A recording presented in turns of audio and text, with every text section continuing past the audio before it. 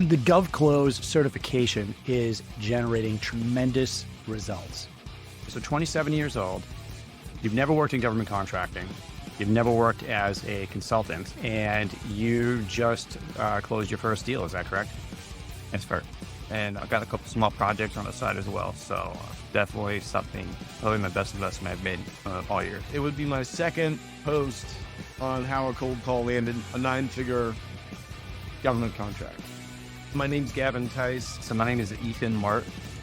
When I was able to enroll into the GovClose program, it just exceeded all my expectations and really has provided a lot of valuable learnings and insights that I would not have found on my own. I was able to get a consulting gig with a software company that currently works with the intelligence community. Hi, I'm Deb Diller Harris. If you want to learn how to sell to the government, if you want to learn how to start your own consulting business, if you want to learn the skills that you need to go land a 6-figure plus account executive job with big companies selling to the government, the certification program is for you. Head on over to govclose.com, check out our certification program, talk to the team. You won't regret it.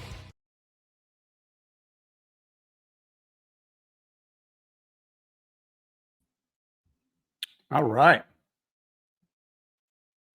How's it going, everybody? Rick Howard here. Got my intro video. Today, we are going to be going over the capability statement. So, what's a capability statement?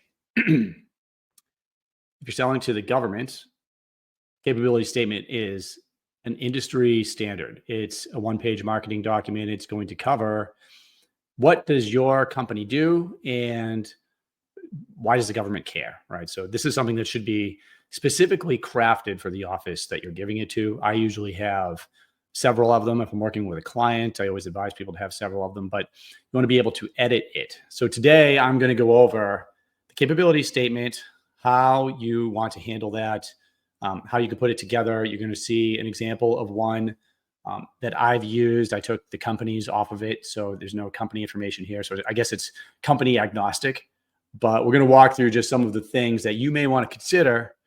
If you're putting a capability statement, you may consider revising yours.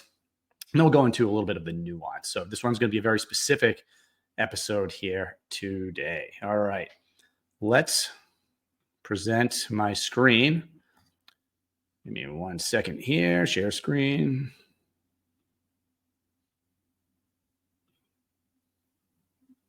All right.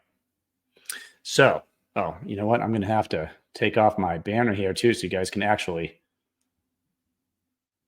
see what I'm talking about. There we go. All right, guys. If you can see it, this is an example of a capability statement. Now, some of the things that you should note here are, one, is we need to say what the company does.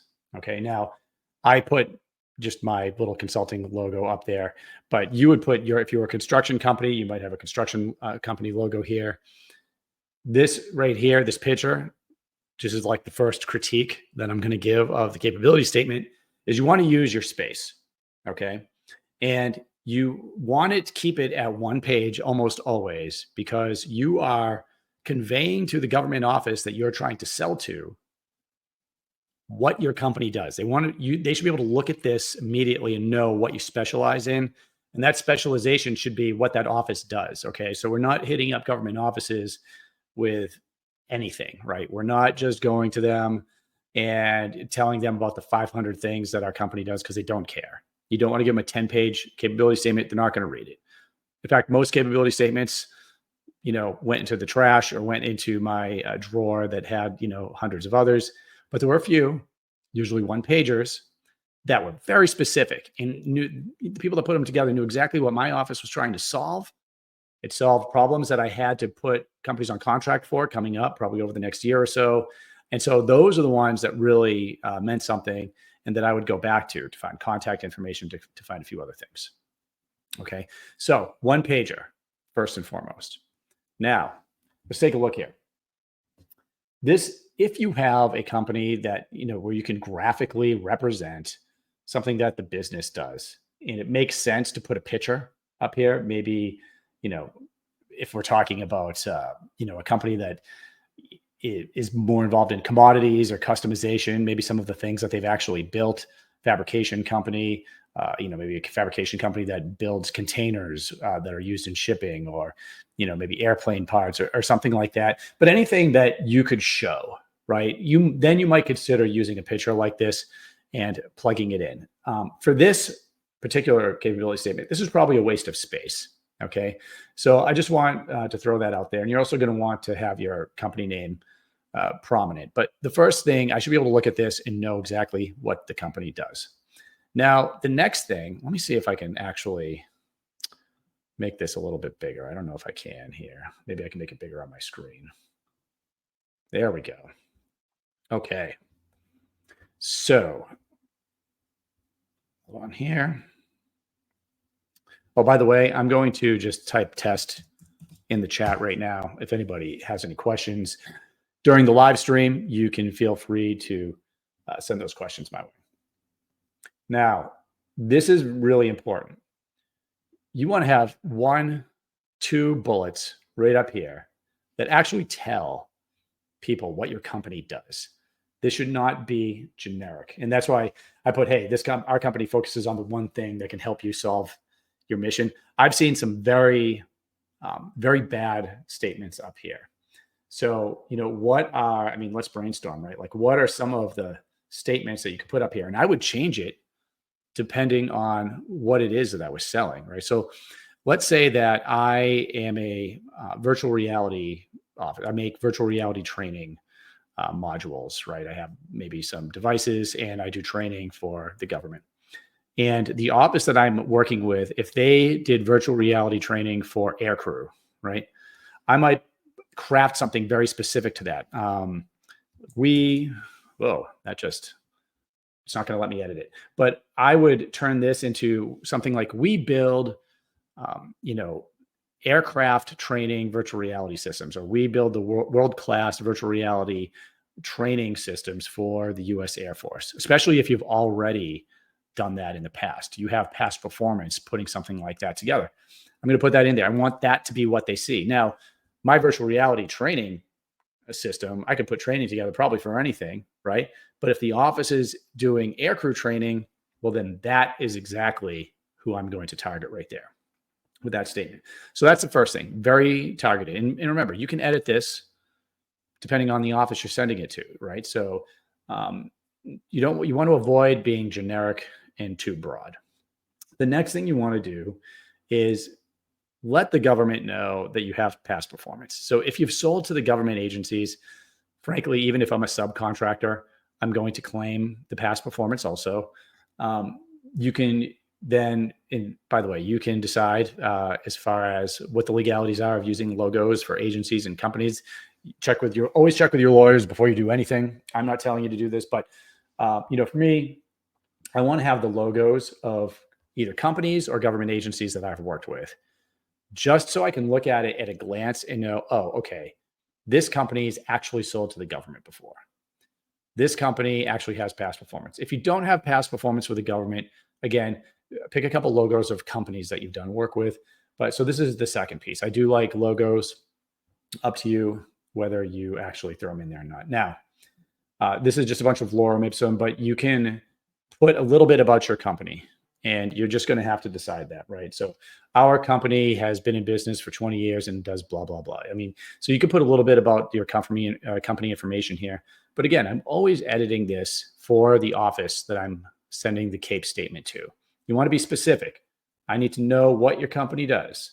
Again, if you have a picture like this and it doesn't convey anything like this, get rid of it and either fill it up with use cases or put a picture in there that actually can graphically show what your business does. A statement that actually is poignant, that addresses a need, because you've already identified at this point an opportunity that you're going after. So that's why you're reaching out to this office, because that office has an opportunity that you know about because you did the research, watched my other videos, you found a source of thought, you found an acquisitions forecast, you've done your homework. You know that government office solves problems that your company wants to be involved with. By the way, like when I was doing this for the government, so when I was a government acquisitions officer, When companies came to my office, if they managed to get in there and they were giving me a briefing or a CAPE statement, and it said, for instance, I worked on intelligence, surveillance, reconnaissance technologies. If a company came into me and then they handed me a CAPE statement and it talked about construction and HVAC, I'd be like, what? And this has happened, right? It's like, do you even do your research? Why are you in here? I don't care. Like, I'm thinking, get out of my office. So you're not just hitting up every acquisitions office. You're finding the offices that solve the problem that your company provides solutions to. Okay. And you're telling them that your company solves the problem that office is trying to solve because you've done your homework, you've done your research, and you know that you could solve that problem. Now you're not wasting anyone's time, and you're directly telling them what you do. A little bit about the company. They may or may not read that, but this is very important. Use cases. I like putting at least 3, and you'll see here, these use cases only have a couple of sentences. Some of them are only 1. Now, I'm just saying, hey, be specific, because I took the actual companies that have used this format off of here. But you want to be extremely, extremely specific, right? And what do I mean by that? Okay, so in the case of the virtual reality, if we're the virtual reality company, I would say something like, we solved an aircrew training problem for this U.S. Air Force unit. Maybe we reduced training time by 10%, or we, reduced budget or saved money for the Air Force office. Any metrics like that where you saved money, you reduced training time.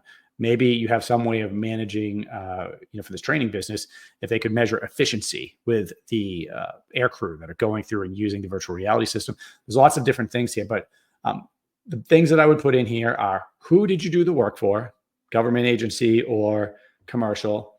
What did you do, and what are the results? Numbers, percentages. Don't be vague. The government, especially the DoD, they want to see metrics. Okay, put metrics in there. So that's 3 examples. So what does that do? Well, in this case, it would tell them exactly what we do. That you have past performance. Visually, I'm subconsciously thinking you've worked with a bunch of government agencies because all the badges are up there. I, as a government acquisitions officer or prior government acquisitions officer, I probably never even read this. I did read this. I subconsciously put this in the back of my brain, but I am looking at this. Okay, what did you do? All right, these things are starting to resonate with me. All right, now let's get into the weeds a little bit. If you're selling to the government needs a way to put companies on contract. That's when things like the GSA schedules, like GWACs, these large government-wide acquisitions contracts, come into effect. If you've heard about things like NASA SOUP, which I had here. So I just pulled out basically some contract vehicles. Some of them are widely known, GSA, NASA SOUP. Others are a little bit less known, like JIC, ABMS. These are kind of IDIQs, right? But what you're putting down here in ABMS, I used to be involved with ABMS as an acquisitions guy, so I threw it in here. But what you're telling the government office, the reason this is important is that if I'm an acquisitions officer and I'm looking at this, I now know that I have 4 ways to put you on contract. This is very important. One of the hardest things that I had as an acquisitions officer, once I knew what company I wanted to put on contract, is, can I actually put them on contract? Right? Because there are several mechanisms a government acquisitions office has to put a company on contract. But usually the offices only have a certain number available to them. So for instance, my office, I didn't use GSA. We just didn't really have a history of using GSA. It wasn't easy. But maybe I have access to this contract, right? To the ABMS IDIQ that I could put them on. Or maybe I have a prime that's on NASA SOUP. So if I had a prime contractor on NASA SOUP, now I might be able to subcontract the work out to your business, right? So, but if I look at this anyway, now I can start seeing, hey, maybe I have a way to get this company on contract. Again, it builds confidence, right? Starting with, what do you do? Okay, they solve my problem. Subconsciously, they have past performance working with the government. Specifically, they have specific numbers and metrics showing some of the results that they've gotten. And hopefully you've done your homework and you know what's going to resonate with that office. And okay, bam, contract vehicles. I have a way to put you on contract. Thanks to whoever just gave me a thumbs up. And now I'm going over here. Now, this may not apply to everybody. This is more for companies involved with software, companies involved with, anything that's going to hook up to a government network, essentially, especially in the DoD. One of the hardest things is, and I've done other episodes that touch on this at least, is approval to operate, right? Anybody involved with software, data is probably, rolling their eyes right now with their own problems that they've had to deal with selling to the government, trying to get whatever they have onto a government network. But if you have a software solution or an app or something, the government can't just put it on their network. In fact, it can be extremely difficult for the government to do that. The approval to operate is what you actually need. Hey, good morning, Jeff. So that approval to operate, that could take a year to get done. And usually what it is there's cybersecurity requirements, network requirements that a security officer is going to have to go through with the program manager to get any new thing, software, equipment, whatever it is, to get put on the network. The network can be unclassified, it can be classified, but just because it's unclassified doesn't mean that the leap to approval to operate is small. In fact, it's not going to be small. So what this tells the government, so if you're a company that's already selling, that's already on a network, this tells them, oh, this company is already ATO'd. And that makes it a lot easier for the government office, right? If I, as a government acquisitions guy, was sitting in my office trying to solve a problem and I had a company come in with an amazing new solution, but they're not on any government system, even if they have past performance in other areas, now I'm thinking, how long, even if I put them on contract, which could take me a while, but even if they have all the other things, how do I actually get that software solution onto my network? The government's thinking about this. How long is it going to take, right? Why do I want to go through the pain of putting it on my system? Well, here, that alleviates a big problem for me. It's already received an ATO. So now as we go through this capability statement, now this company is becoming stronger and stronger in my eyes. Now, in this case, and again, this is kind of a made up scenario, right? Because I didn't want to give any actual company information here, but several of our clients have used a format like this with their CAPE statements to great success. Oh, good morning, everyone. So this company is clearly targeting, in my mind, the DoD, because what they're saying is not only do we have an approval to operate, but we have an approval to operate on the NIPR network, which is the unclassified network. And then SIPR and JWICs are classified networks. And there's several of those. I'm not going to get too far into the weeds there. But with your business, whatever you're selling, it doesn't have to be software. This is a section to build confidence, right, with the government. So if you're selling accounting services, it could be that you have CPAs and any other certifications that accounting people have. Or maybe it's that you've worked on certain government systems, right? So think through, hey, how can I use this space to build confidence? And if you haven't sold to the government, what have you done commercially that you can throw in here to really build that confidence? And maybe something that's different from your competitors that will stand out. So you want to think a little bit creatively, but the whole purpose is you solve the problem of the government office that you're handing this to. It is not generic, specific to them, and it should prop you up as a company to hire.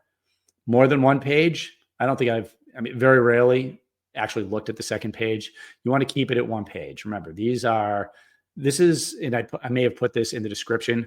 The capability statement doesn't win you the contract, but a bad capability statement can absolutely lose you the contract. So a company that comes in and gave me a capability statement that showed that they didn't research anything, it says that it lists 100 different things that they do. None of them are the thing that I actually need. I mean, I am not going to actively reach out to this company. I'm not looking at them as the person that's going to solve my problem. I'm looking at them as somebody who probably doesn't put the effort in to even figure out what my office does. So why would I put them on contract to solve one of our problems? If they don't put the effort in here, they probably don't put the effort in anywhere else. So again, that's just so you know, that's your messaging, right? But a well-crafted capability statement, you do put the energy in. And again, it won't necessarily win you the contract, but it could certainly build up confidence on the government side that your company can do the work. And it could help you to stand out. This is really important. The government needs to be able to reach you, right? And this is actually probably where I use the capability statements the most, right? After I knew, hey, this company maybe solves my problem, maybe you gave me a briefing. Now I need to reach you. I need to be able to get in touch with you. So let's talk about like what this detail section is actually pretty important. And I want to just talk about some mistakes that companies make, right? One mistake that companies often make is the email. Now, sometimes the companies would put in not the email address of an actual person that I could reach out to, but like their generic company, like info@dodcontract.com, so now I'm not even emailing a person. As a government, I'm emailing like some, I don't know, some bot or some community email page. And the phone number that you put in, I still remember this, like sitting there, that phone number, if I picked up the phone to call a company that had been in my office and I got any type of answering system that was going to make me wait on hold, right? Like don't be cute. Don't put a 1-800 number in here. You're not influencing me, making me think, oh, you like went through the effort of putting a 1-800 number in there. I want to talk to a person, and I want to talk to a person now.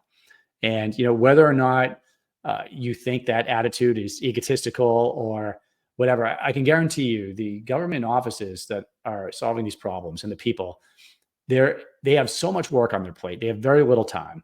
And if your company, if they're reaching out to you and you have something unique here, you want them to be able to get to a person. Probably should be you, by the way. So if you're the company owner, that should be you. Like, you want to pick up the phone. If you're the sales executive, if you're watching this and you're a sales exec, you want that phone number to be you, right? You want the person that the government reaches should be the most motivated person to pick up that phone and make the sale, get that next meeting with the government, see what they want. If they're reaching out to you, that is probably the best sign, one of the best signs that the government actually wants to work with you. And then some other things here. I always put the website, the CAGE code, UEI code. These are just codes, if you're not familiar with them, that are associated with your business with the government. So basically, when you register in SAM.gov, you'll get these, and they can look up your company on there. So that's just important because it tells them that, hey, this is a company that's registered to sell to the government. What are some other things that you could list on here, right? Because I don't have everything on here. This is just an example. Some other blocks, right? Let's say, you're looking at your capability statement, and like this one, you have a picture up there that tells me nothing, right? This is terrible. And so it's probably a good example. I would replace this, right? So again, if you provide services, accounting, cybersecurity, IT, something like that, something that where a picture is really not going to convey much of anything. You could put some other blocks in. You could put something in about awards, right? Has your company received awards? Have they been recognized publicly by a government agency, or maybe even by a company, right? So there's some things like that you can put in here that can also help to set you apart. And then every industry is a little bit different, right? So you might list something like the 3 services that you really focus on, that that government office needs, right? So maybe if you're a cybersecurity business, it could be penetration testing, cybersecurity staff support services. It could be something to do with training, right? But so you want to think creatively. And I think if you actually do the research on the government office that you're handing the capability statement to, then what you'll realize is that government office and their mission is, there are going to be some things inherent, just maybe even reading their website, that you could stick on here to really resonate with them. And it also tells them you did your homework, right? So it's not pandering. It's telling the government office, you take your time to actually do the research to what the office is doing, and your company solves a problem that they have. I personally, again, check out some of my other videos about finding opportunities before the solicitation comes out. A big proponent of that: sources sought, acquisitions forecasts, requests for information. You can research the office itself. There's lots of tools you can use to do that. So check out some of the other videos there. But, I like to find an opportunity that's already funded that's coming up.